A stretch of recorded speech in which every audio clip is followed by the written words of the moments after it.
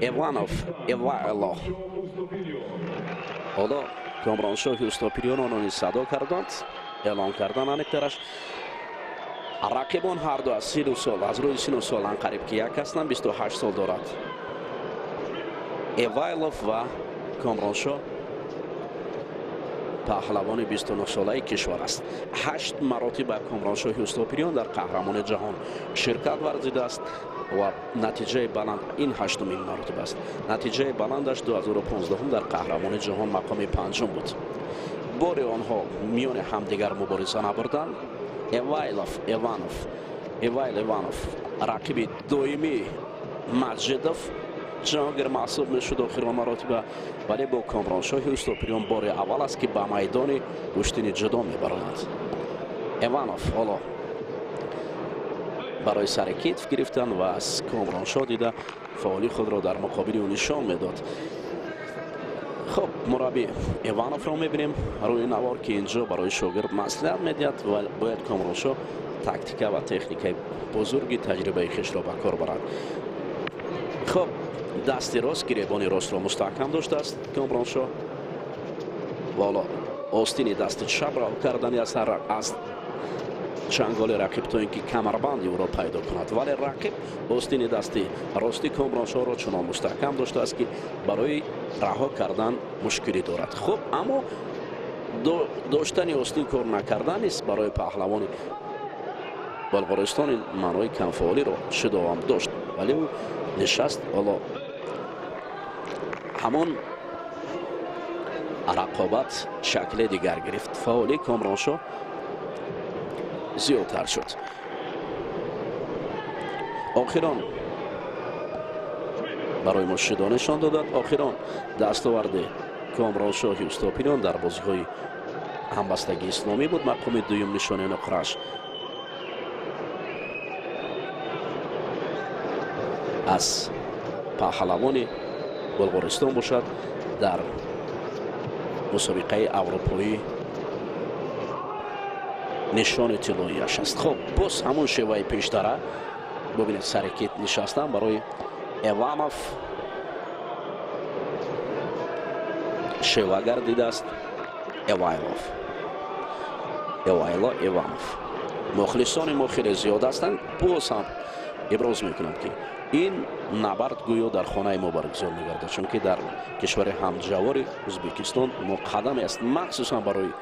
پهلوانان ما که برای کامرانشاه که در نزدیکی اکنون فعالی کامرانشاه حالا رقیب را به زانو افتاد احتمال است که در اینجا شدای اول را برای ایوانوف نشان دهند از روی برابری شداها باید مبارزه ادامه یابد چشم پای چشم زده است ایوانوف نشان میدهد به داور مرکز که حرکت پای اعتراضی مخلصان برای نشان دادن ایوانوف است دیده پیشتر و زره هرچند که در اینجا توقع بود ولی پهلوان بلغارستان توانست که یک وسر اول را صاحب شود خب فقط برای کامرانشاه همین باقی مانده است که باید پای در پای برخیزد و هجوم کند دیگر علاج نیست این وسر میتواند که او را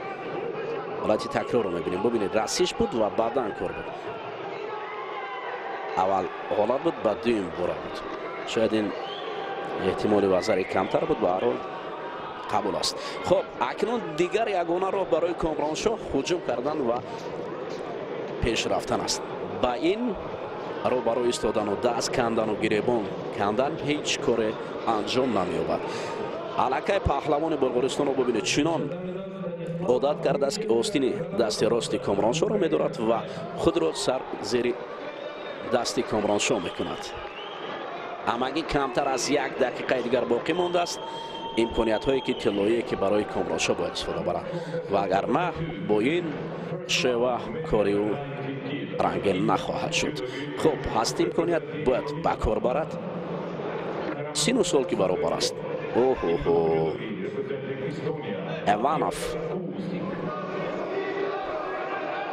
فریدون استاپیروف دومین شده را برای کامرانشاه نشان دادند қаҳрамони ҷаҳон чанд сония дигар боқӣ мондааст барои масири комроншоҳ. ё меравад ё тарки майдон мекунад. хуб, акнун лаҳзаҳои ангушшумор боқӣ мондааст то ин ки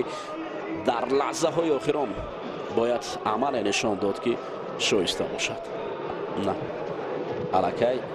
ин шеваи даринаи Иванов остин доштану такон додан аст. 10 сонияи дигар хеле кам аст. пеш меравем